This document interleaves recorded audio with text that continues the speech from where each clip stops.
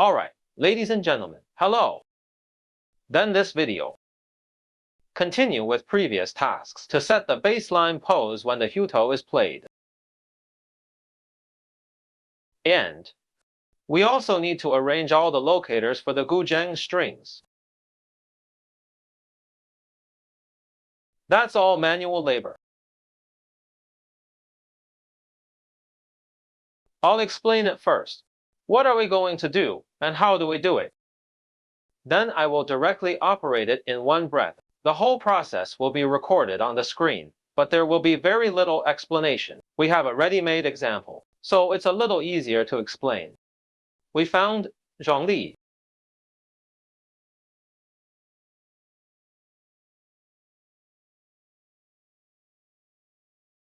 Let's first see where all the strings are located. Looking down from above, this is the same as in Blender. The head of each string is on the right. The middle is at the position of the bridge. The end of the string is in this section. There's no such thing as a lazy way to set the strings, because it is not a regular distribution by itself. So you can only adjust it manually, one by one, to put it in the right place. It's a tough job. There are 21 strings in total. 20 on times 3, 63 positions. After the string is processed, this is the player's baseline pose. Let's go to the operation panel here. There will be positions for left and right hands, and the actions of the left and right hands. When playing the GuZheng, there are two actions with left hand.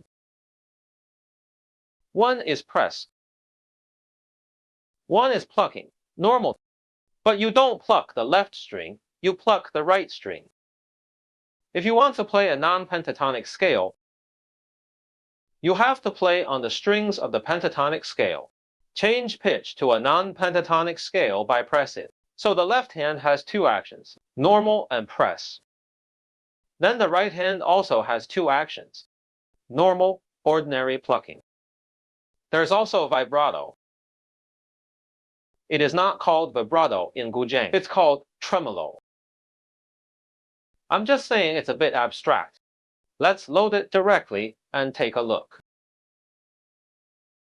Let's watch the pose in the middle. The middle position looks a little more obvious. When the right hand plays tremolo, index finger and thumb will come together, and then use finger picks to pluck the strings back and forth. The left hand, that's the normal plucking action. Nothing special. And then we look at the press action. To press the string is to place the left hand above the string. There will be a downward movement, but it's not reflected in the baseline pose. It will only be loaded in the animation. Anyway, we need to know each hand has two actions, and each hand has three positions. They are far, mid, near. This is far. Pluck 0 string, or press 0 string. This is near. The position of the 21 strings, the location closest to the player. Of course, there is also a middle position. So do the math like this. Each hand has 6 poses.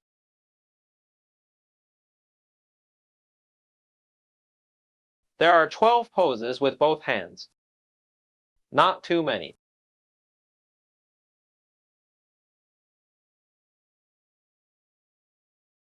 In these 12 poses, there are 4 poses that are very special. Which 4 states? First, the left hand press plus right hand normal in the far position. When setting these 4 poses, not only to set the position of the left and right hands, we also need to set the position of the head. Use head control to adjust head position. make the whole person's body look more normal.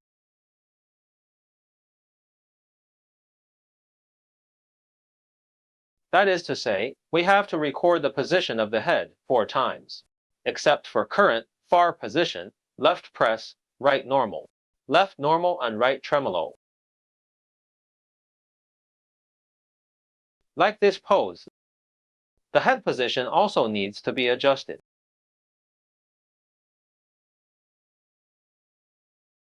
When you're done, you need to save right and save left.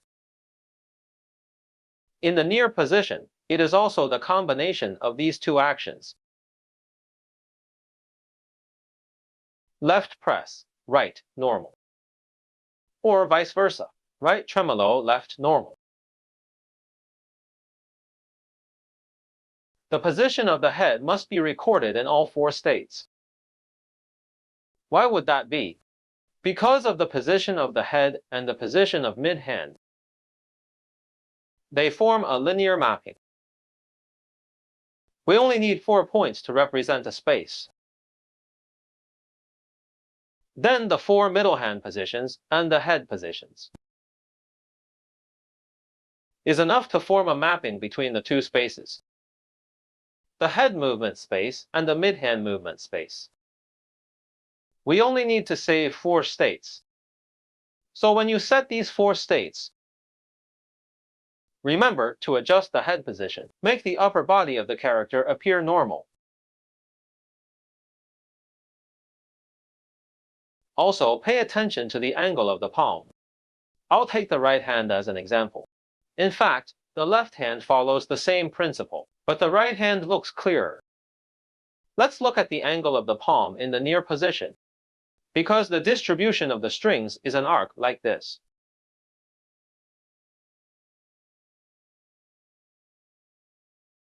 The angle of the palm in any state should be tangential to the arc. Near position, tilt up. Then, in the middle, the angle of our palms is relatively flat. Same reason. When you get to the far position, palm should be tilt down. Let's take a look at the far position. At this time, the wrist should be tilted down. That is to say, the angles of the 3 positions of the palm should be set along this tangent direction.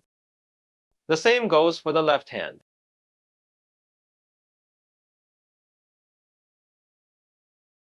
In addition, there are 2 states of the plucking finger. Normal fingers, I'm talking about. It needs to be set up separately. I'll hide this thing first. This thing is blocking the view. We're looking at the right hand. Let's change the angle. Let's look at the near position first. Pay attention. The fingers are relatively stretched at this position. Switch to far now. The fingers are curved now. It's like playing. Why is that? Because I need to record the position of the finger in both plucking state and the resting state. Of course, when actually playing, some fingers are plucking, some fingers are resting. But the baseline data for both states, we all need to document it. So, I chose the far position to record the state of the plucking finger. In this case, each finger is placed in the position that it is plucking. Except for the little finger, of course, because the little finger doesn't play. When in near position, all fingers are in an extended, resting position. Just put your palm in the right place. By this way, we can use few poses. Record much information. So that's all the baseline poses we're going to record. After each pose, you need to click Save Left or Save Right to record the current left or right hand data. That's all we need to know about baseline poses. I'm going to record the whole thing.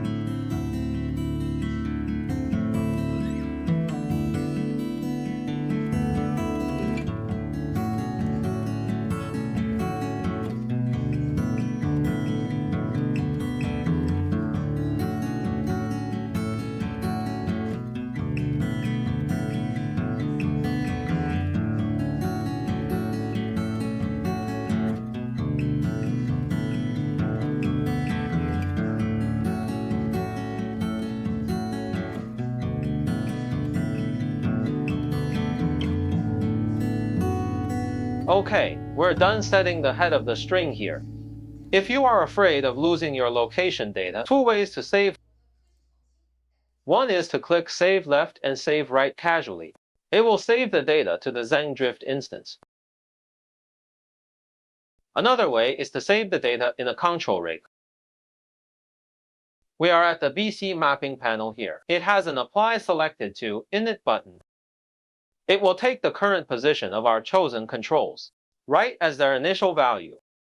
Just save it directly. After saving, we can go to the control rig to see. You will find the control we just set up. Its initial value has changed. It was originally at the origin by default. We choose them all. It will make it more obvious. Did you see it? They're already here by default. This way you don't have to worry about losing the set location data.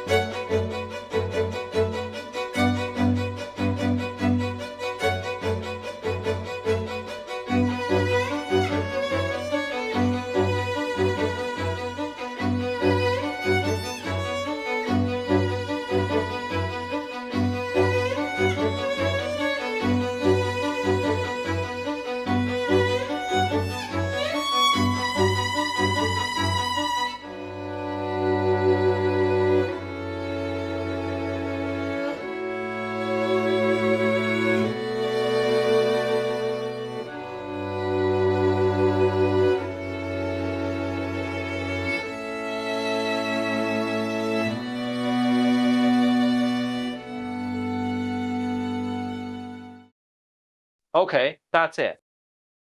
Several poses have been done. We need to export the data now. Let's go back to the Properties panel. It has an I/O file path here. Let's set it up. Find the path. I usually put it under the asset directory.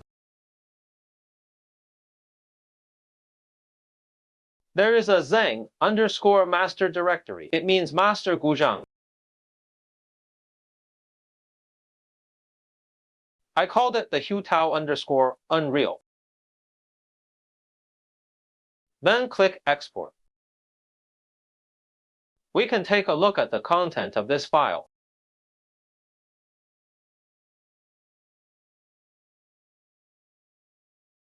And this is all the information that we just had in there, including the position of the string. Then position of the left hand poses. Right hand poses position. The position of the feet. I haven't set the feet yet, and there are 4 mappings of the hand and the head. Of course, because it is exported from Unreal. So we will have one other setting. It is marked inside Data Source. I'm going to set the feet now.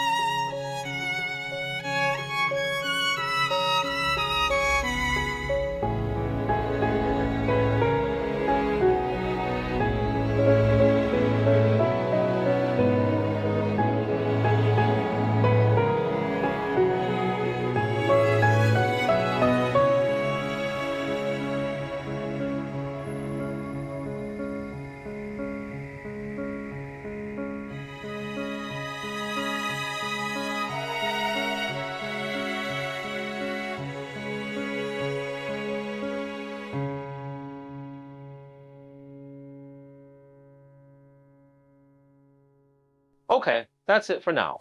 And we're done setting up our character. Thanks for watching. In the next video, we will demonstrate how do I use it to generate performance.